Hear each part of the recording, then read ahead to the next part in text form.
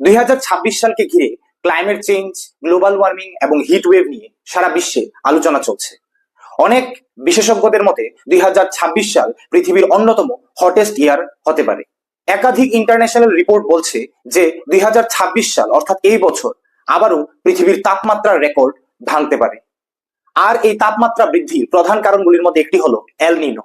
এল নিনো হলো প্যাসিফিক ওশনের মধ্য এবং পূর্ব অংশের সমুদ্রের জলের অস্বাভাবিক উষ্ণতা বৃদ্ধি।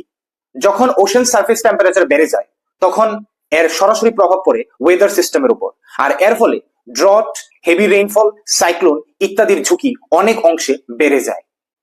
WMO, নাসা, কোপারনিকাস ক্লাইমেট সার্ভিসের মতো বড় বড় সায়েন্টিফিক অর্গানাইজেশন জানিয়েছে যে 2026 সালে গ্লোবাল টেম্পারেচার আবারও নতুন রেকর্ড তৈরি করতে পারে। ইতিহাসে আমরা 1877-78 এর শক্তিশালী এল নিনোর কথা সবাই পড়েছি।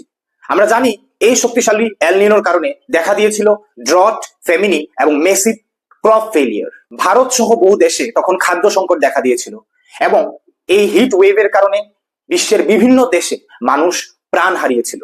আজকের দিনে দাঁড়িয়ে পরিস্থিতি আরো বেশি সেন্সিটিভ। বিশেষজ্ঞদের মতে শুধুমাত্র এল নিনো নয়, গ্রিন হাউস গ্যাস বৃদ্ধি, কার্বন ডাই অক্সাইড বৃদ্ধি, হিউম্যান মেড ক্লাইমেট চেঞ্জ সবকিছু মিলে পরিস্থিতি আরো ভয়ঙ্কর হয়ে উঠতে পারে।